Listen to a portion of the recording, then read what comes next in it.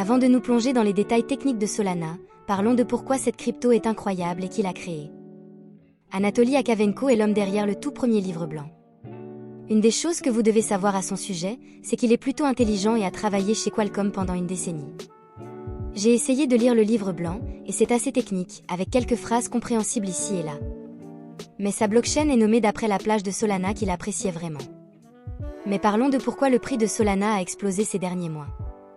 Tout d'abord, Solana a un temps de bloc de 400 millisecondes, ce qui signifie qu'ils sont très rapides, surtout si vous comparez cela au temps de bloc d'Ethereum de 10 secondes ou aux 10 minutes de Bitcoin.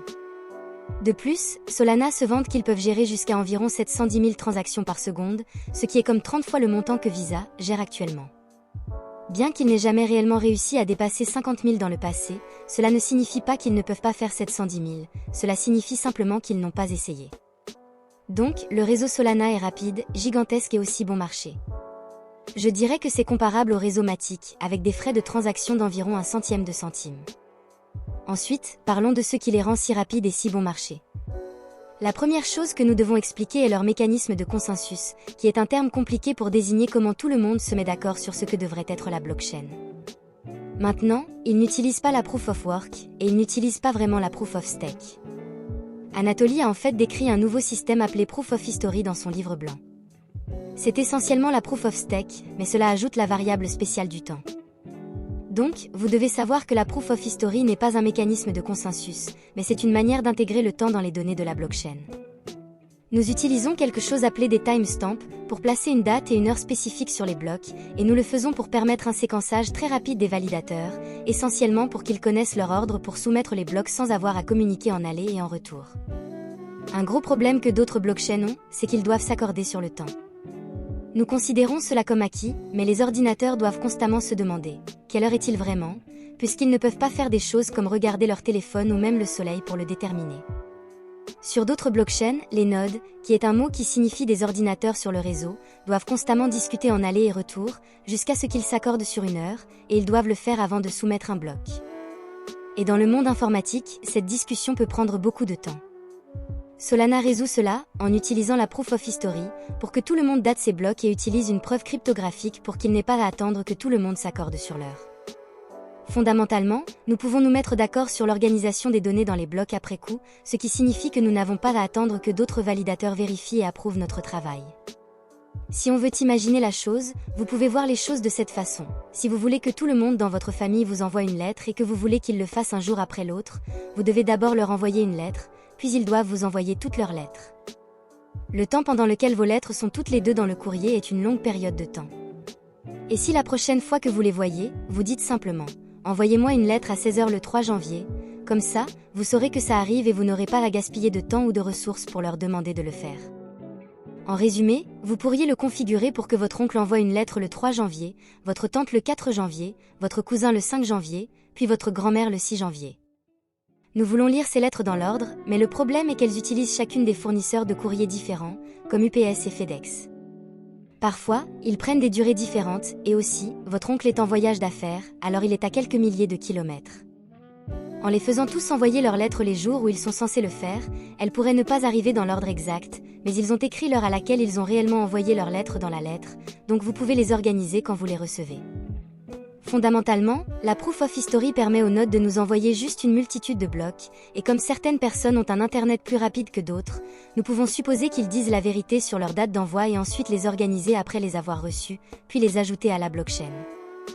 Maintenant, il y a un peu plus de détails sur la Proof of History, mais honnêtement, cela mérite sa propre vidéo, donc assurez-vous de cliquer sur ce bouton d'abonnement si vous ne l'avez pas encore fait. Bien évidemment, dans cette analogie, notre tante, notre oncle, cousin et grand-mère étaient en fait tous des personnes différentes envoyant des blocs, et nous pouvons utiliser les mathématiques pour découvrir que notre oncle a réellement écrit sa lettre le 3 janvier. Une autre chose intéressante est que Solana a environ 25 blocs validés par 25 personnes à la fois. C'est ainsi qu'ils sont en mesure de surpasser Visa par un facteur aussi important. En parlant de leur ressemblance avec la Proof of Stake, une chose que j'ai personnellement aimée chez Solana, c'est qu'il n'y a pas de condition pour être un validateur. Maintenant, avant que je vous l'explique, si vous ne comprenez pas la Proof of Stake, vous devriez vraiment consulter notre vidéo sur la manière de comprendre certains de ces prochains termes. Donc, pour comparer avec Ethereum 2.0, vous devez prendre environ 32 Ethereum, ce qui équivaut à environ 100 000 $. Sur Solana, vous devez seulement détenir une très petite quantité du token et payer des frais pour voter chaque jour. Il y a un hic, les frais de vote sont la seule chose que je n'aime pas. Actuellement, c'est comme un Solana par jour, donc environ 70 000 $ par an, ce qui semble ridicule. Mais actuellement il y a presque 1000 personnes qui le font, alors peut-être qu'ils savent quelque chose que je ne sais pas. Ensuite, parlons de quelque chose que aucune autre grande blockchain n'a encore essayé. Ça s'appelle le C-Level. Techniquement, il s'agit simplement d'un terme amusant, pour décrire le fait que les validateurs peuvent réellement exécuter du code de smart contract de manière parallèle. Maintenant, si vous n'êtes pas un développeur, laissez-moi vous l'expliquer en termes simples. Disons que vous devez faire la vaisselle, changer le linge et ensuite balayer le sol. Un humain devrait faire chacune de ces choses dans l'ordre car il n'y a qu'un seul humain. Nous appelons cela une tâche sérielle, l'une après l'autre. En termes de Solana, le mot parallèle signifie que vous pouvez les faire tout en même temps. Donc, c'est comme si vous pouviez faire 2 copies supplémentaires de vous-même et effectivement faire la vaisselle, changer le linge et balayer le sol en même temps. C'est essentiellement ce que Solana peut faire en traitant ses smart contracts. Autre chose que j'ai remarqué sur leur site web, c'est cette citation qui décrit comment ils ne sont pas freinés par le logiciel ou les idées, mais plutôt freinés par le matériel. Chaque fois que Nvidia double le nombre de voies SIMD, notre réseau doublera sa capacité de calcul. Pour moi, il sera intéressant de voir comment Bitcoin et Ethereum gèrent les supercalculateurs que nous aurons dans 10 à 50 ans. Une dernière chose avant d'entrer dans la tokenomie de Sol, vous devez savoir que Solana a des smart contracts très différents d'Ethereum. Ethereum utilise un système de machine virtuelle pour exécuter son code Solidity, tandis que Solana utilise le langage de programmation Rust. Rust est un langage très bas niveau, ce qui signifie qu'il est beaucoup plus puissant, mais cela nécessite plus de travail pour créer des choses. Un inconvénient de ça est que les développeurs ne peuvent pas simplement copier-coller leur dApp et leurs projets, comme le font beaucoup d'autres blockchains à partir du réseau Ethereum. Tout doit être codé à partir de zéro. Cependant, ils auront plus de puissance que les smart contracts Ethereum. Enfin, parlons de la tokenomie. Le token sur le réseau Solana est appelé Sol, et elle est utilisée pour les frais de transaction et utilisée partout dans l'écosystème blockchain. Autant que je sache, Solana est à la fois inflationniste et déflationniste. C'est déflationniste parce que pendant longtemps, 100% de tous les frais de transaction étaient brûlés, et maintenant c'est autour de 50% qui sont brûlés. Mais c'est aussi inflationniste car ils ont récemment approuvé un calendrier d'inflation où les récompenses de mise paient environ 8%, mais elles sont réduites tous les quelques jours d'un montant très très faible, jusqu'à ce que les récompenses finales de mise atteignent 1,5% en 10 ans. Maintenant, en termes d'offre totale, ils ont initialement commencé avec environ 500 millions de tokens, et bien sûr, cela continuera d'augmenter en raison des récompenses de la preuve de participation. Aussi, sur le sujet de la distribution précoce, il y avait 4 tours de financement privé avant leur ICO initial. Ces 4 tours de financement et leur ICO ont vendu environ 36% de leur offre, et à un prix très bon marché aussi.